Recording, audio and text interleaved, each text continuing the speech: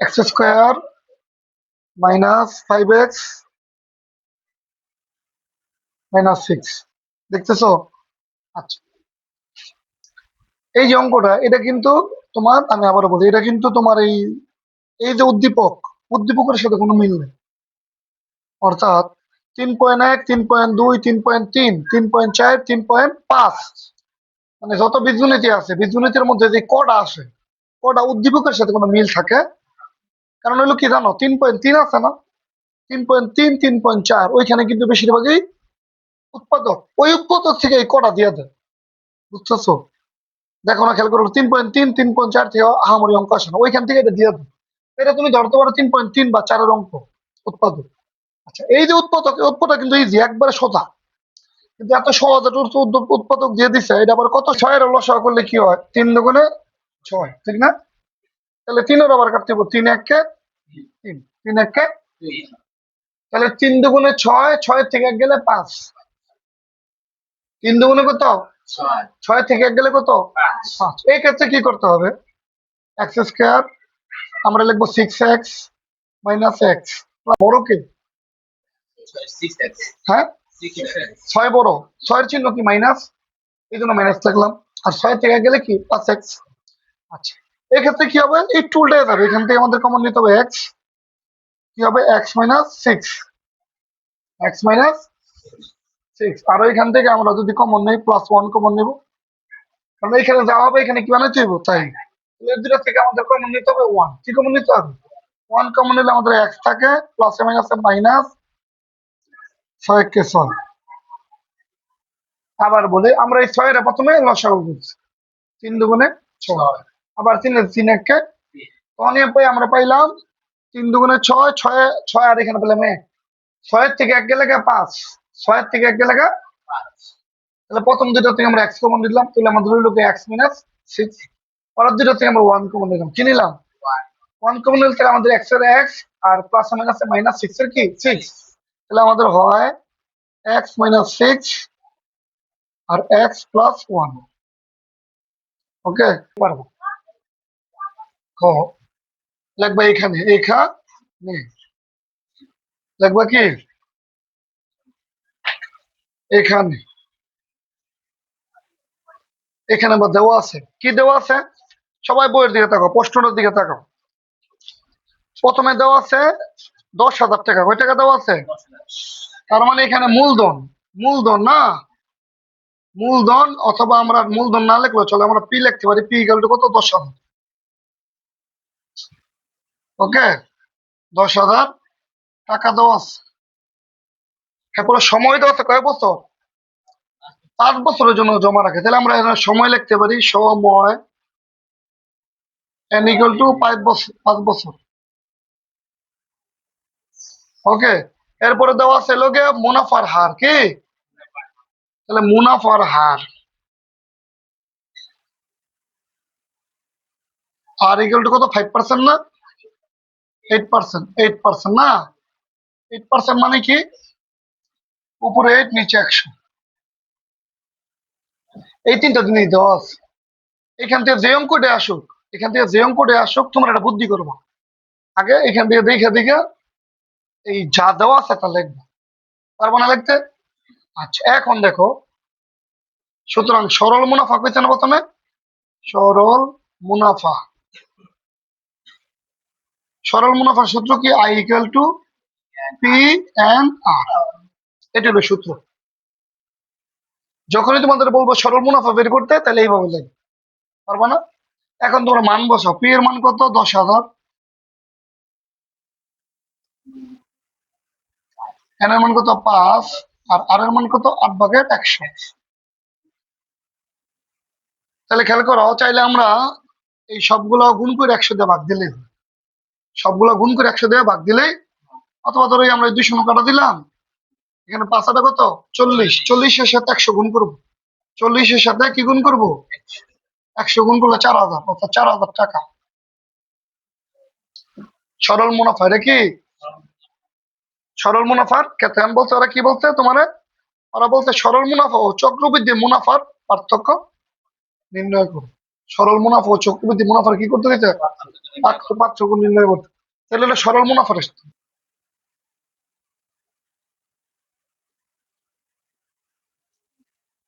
চক্রবৃদ্ধি মুনাফা,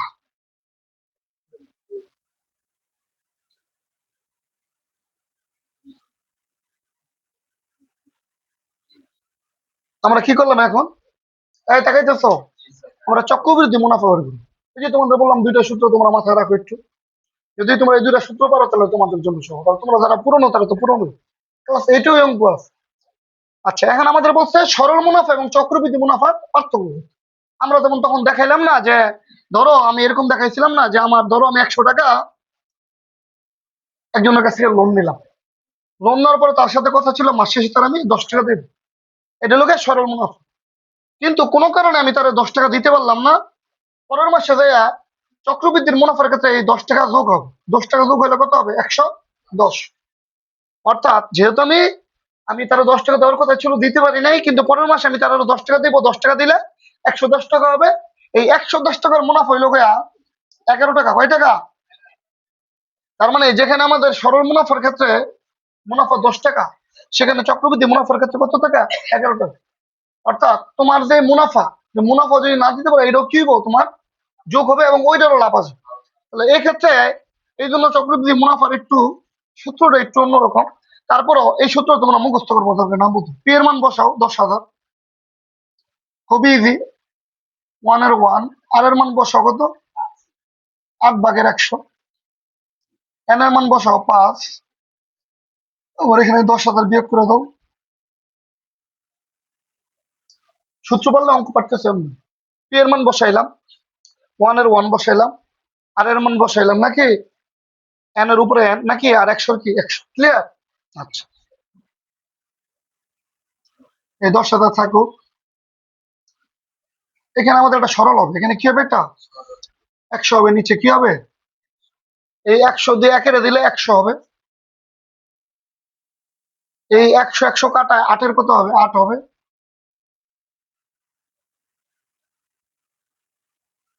দেখা যায়, ভিডিওতে দেখা যায়। তার মানে আমাদের 100 হয়েছে এখানে, 10,000 হয়েছে, এখানে আমরা 100 লসাও করলাম, 100 একে 100, 100 কাটা 8 এর কি 8। তাহলে কি হয় আমাদের, নিচে হবে আমাদের 100 আর উপর হবে 108, কত হবে, উপর হবে 5 বিয়োগ 10,000।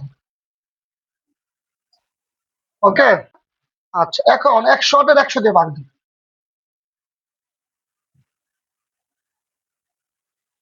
108 এর যদি 100 দিয়ে ভাগ দাও কত হবে, 1.08, 1.08 দিয়ে দেখো তো কত আসে,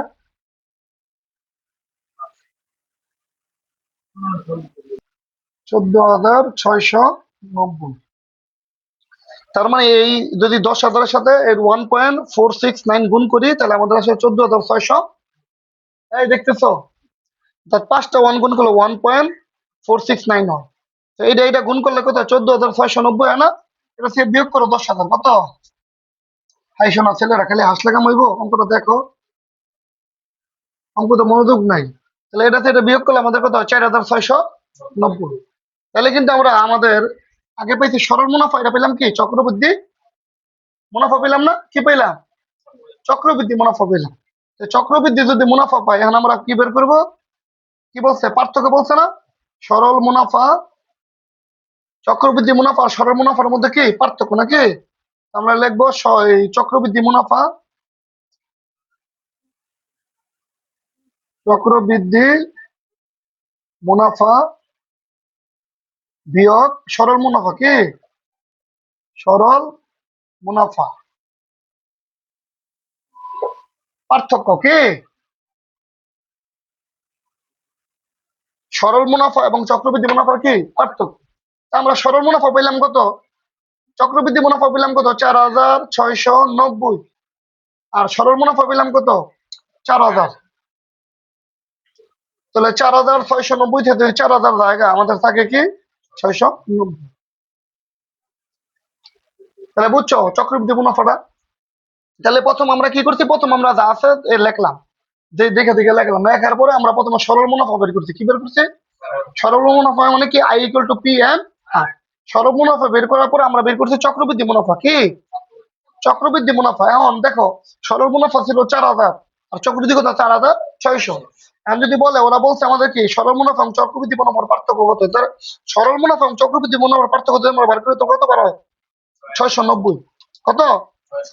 690 হলো উত্তর। হ্যাঁ, এখন যেই জিনিসটা আমি তোমাদের বুঝাইতে চাইছিলাম, হ্যাঁ, এখানে তো মূলধন আছে, সময় আছে, মুনাফা আছে, মুনাফার হার আছে না? যে কোনো সময় যে কোনো দুইটা কিন্তু মিসিং থাকতে পারে, থাকতে পারে না? ধরো এখানে এই অঙ্কটাই ধরো, এখানে এটা নাই, এখানে লেখা আছে মুনাফা। কি লেখা আছে? মুনাফা। দেখতেছো তোমরা? কলম ধরো, একটা কলম আছে এখানে, বার করো।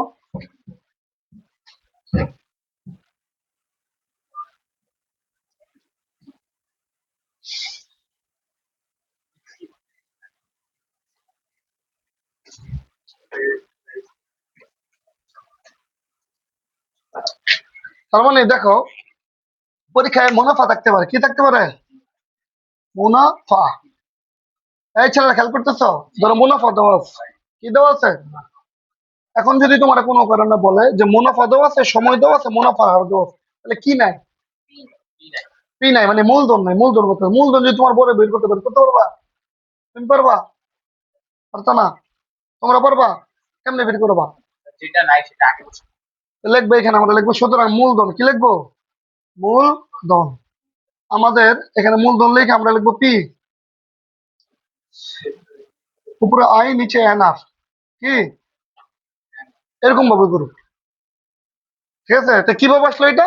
তুমি যদি ধরো এটা জানো, তুমি জানো I equal to P N R, ঠিক না? তুমি করলা কি, যেটা বের করতে হবে সেটা এই সাইডে নিয়ে আসলা। পিটা কি করলা? পি এন আর এই সাইডে নিয়ে আসলা। আর আইটার কোন ওই সাইডে নিলে নাকি? পরে তুমি পিটা রাখবা, পিটা রাখবা, আর আইটার নিচে তুমি এন আর লিখবা। আইটার লেখে কি নিচে কি লিখবা? এন আর লিখবে। তার মানে তুমি চাইলে পি এর মানও বের করতে পারো, তুমি চাইলে এন এর মানও বের করতে, তুমি চাইলে আর মান, তুমি যদি এইটা পারো, যখন পি এর মান বের করো পি রাখবা, বাকি দুটো নিচে নিয়ে যাইবা। আবার ধর তুমি ধরো কোনো কারণে তুমি বলতেছো যে না, আমার এন এর মান বের করতে হবে। কিসের মান? তাহলে তুমি এখানে, এখানে তুমি তখন এন রাখবা, আর পি আর আর এখানে নিয়ে যাইবা। মানে তুমি যদি এটা পারো, এই দেখতেছো, তুমি পারো I equal to P N R. তোমার বললাম যে পি এর মান বের করো, তখন পি রাখবা। তোমার বললাম এন এর মান বের, তখন এন রাখবা। এন এর নিচে, আই এর নিচে তুমি পি আর আই আর নিয়ে যাবা। আর তোমার কোনো কারণে আমি বললাম এইখানে,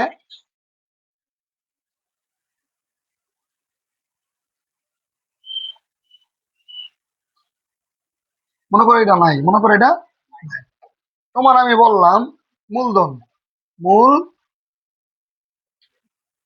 কত? 10,000। কত? তোমার আমি বললাম যে তুমি ই করো, মুনাফা বের করে দাও। কি পারবা? এখন পারবা? হ্যাঁ। তোমার কারণ তুমি লিখবা প্রথমে, আমরা জানি কি লিখবা, যদি নাই বুঝে একান্তই আমরা জানি I equal to P N R. কি ওকে? ধরো তোমার এখানে বলছে এই মুনাফা, মুনাফার হার, মুনাফার হার আর ইকুয়াল টু। এখন কি করবা, তুমি প্রথমে এটা লিখবা I equal to P N R. লেখার পরে তুমি যেটা করবা আর কি, বা দিয়া তুমি আটটা রাখবে এখানে, আটটারে কি করবে এখানে নিয়ে আসবে। আর আইটারে কি করবা, আই এর নিচে পি এনটারে নিয়ে যাবা। অর্থাৎ ওই যে উপরে আই নিয়া পি এনটা নিচে লাগবে। অর্থাৎ আটটারে আর এর জায়গায় রেখে দিয়া আই এর নিচে পি এনটা রেখে, তাহলে হয়ে যাবে তোমার। যেমন এখানে প্রমাণ দেখো, দেখো তুমি প্রথম আয়ের মান বসাও 4,000, পি এর মান বসাও 10,000, এন এর মান বসাও কত? 5। নাকি? তুমি করো, এই যে দুইটা শূন্য, দুইটা শূন্য কাটো, 5 আর 40, 5 কত? উপরে 8, নিচে 100 হয়েছে। উপরে 8, নিচে 100। তার মানে যদি টোটাল এখানে চারটা জিনিস আছে, এখানে কয়টা জিনিস আছে? I equal to P N হ্যাঁ, তুমি যদি এই যে কোনো তিনটার মান দেওয়া থাকে তাহলে তুমি আরেকটা মান এমনি বের করতে পারো। খুব easy। এটা কি, এটা অনেক কঠিনও আছে অঙ্ক। তোমরা যদি পরীক্ষার্থী কয়দিন পরে, এই জন্য তোমাদের সংক্ষেপে বললাম। অর্থাৎ যেইটাই দেওয়া থাকবো, যে কোনো তিনটা দেওয়া থাকলে অন্যটা কি করা যাবে, বের করা যাবে। কথা বুঝতেছো? মনে করো তোমার এখানে এন এর মান বের করতে হবে। কি বের করতে হবে? কিসের মান? এন এর মান। তোমার দেওয়া আছে এইটা, তোমার দেওয়া আছে মূলধন 10,000। তোমার মূলধন কত? তুমি 4,000 টাকা মুনাফা পাইছো, 4,000 টাকা কি পাইছো? তাহলে মুনাফার হারও আছে। তোমার বলতেছে তাহলে তোমার কত বছরে 4,000 টাকা পাইছো? কত বছর পরে তুমি কি পাইছো? 4,000 পাইছো। তো কত বছর মানে এনটা বের করবা। তাহলে ক্ষেত্রে তোমার এই যে যে তিনটা দেওয়া আছে লিখবা। তুমি এখানে লিখবা I equal to P N R. Okay, লিখছো? আচ্ছা, লেখার পরে তুমি লিখবা এখানে বা এনটা রাখবা। এনটা কি করবা? রাখবা পি আর টার উপরে নিয়ে যাইবা, এই যে আইটার উপরে নিয়ে যাইবা আর নিচে লিখবা পি আর। কি বুঝতেছো? তুমি কি করবা? এনটা রাখবা আর এখানে আইটার উপরে পি আর টার করে নিয়ে যাবা, নিচে নিয়ে যাইবা। এখন তুমি মান বসাও না। আই এর মান কত? 4,000। পি এর মান 10,000। আর এর মান 5 ভাগের 5 ভাগের কত? 100 না? হ্যাঁ, 8 ভাগের 100 নাকি? এই 2 শূন্য, এই 2 শূন্য কি কাটা, নিচে থাকে করে 8 দিয়ে 100 গুণ করলে 800 হয়। নিচে কত হয়? উপরে কত হয়? 4,000। 8টা দিয়ে 4,000 ভাগ দাও, 5 আর 40, 5 মানে 5 বছর। রিয়া তুমি বুঝছো? কি বুঝছো? এটা আমি তোমার বলতেছি, এইটা যদি আমার মূলধন দেওয়া আছে, মুনাফা দেওয়া আছে, মুনাফার হার দেওয়া আছে, আমার কি দেওয়া নেই এখানে? কি মিসিং? সময় মিসিং। কি মিসিং? যদি সময় বের করতে চাই আমরা সূত্র এটাই পারবো, এটা দেওয়া হবে। এক্ষেত্রে আমাদের 8টা এখানে এন্টন বই, এন্টনের আইনের নিচে তোমার পি আর বসাবো। আইনের নিচে কি বসাবো? পি আর বসাবো। যে আইনের নিচে যদি পি আর বসায় তাহলে আয়ের মান কত? 4,000। আয়ের মান কত? আয়ের মান কত? পি এর মান কত? আর আর এর মান কত? 8 ভাগের 8 ভাগের। এখন আমরা কি করলাম? এই 2 শূন্য, এই 2 শূন্য কাটা। এই 8 দিয়ে 100 দিলে 800। 800 দিয়ে 4,000 দিলে কত হয়? 5। অর্থাৎ আমাদের 5 বছর পাইলাম। তার মানে যদি এখানে যে কোনো তিনটা দেওয়া থাকে, অন্য টাইম নিয়ে বের করা যায়, অন্য টাইম নিয়ে বের করা যায়। ঠিক আছে? তোমরা কি কেউ এসে বোর্ডে একে বার করে দেখাইতে পারবা? কে আকাশ পারবি? হ্যাঁ, এই যে বোর্ড সুন্দর কথা বলছি। এখন সুন্দর কথা বলছি। মনে করো এই যে হাসকে, মনে করো আমাদের মূলধনটাই নাই। আবারও আমাদের কি নাই? মূলধন নাই। মুনাফা দেওয়া আছে আই ইকুয়াল টু এত, মুনাফার হার দেওয়া আছে। কি দেওয়া আছে? মুনাফার হার। আর ইকুয়াল টু 8 100 নাকি? সময় দেওয়া আছে। কি দেওয়া আছে? সময় এন ইকুয়াল টু 5 বছর। এখন আমাদের বের করতে, তোমার বের করতে হবে কি জানো নি? মূলধন। কি? মূলধন বার করো।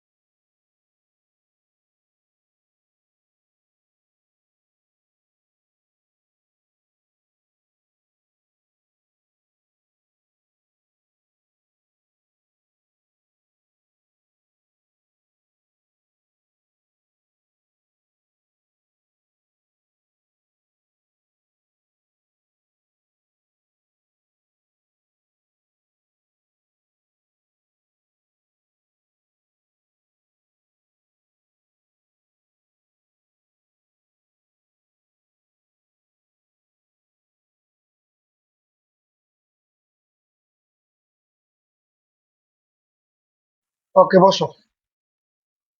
তোমরা যারা হাসছো, তোমাদের এখানে আনায়া লেখানো দরকার, হয়তো সাহস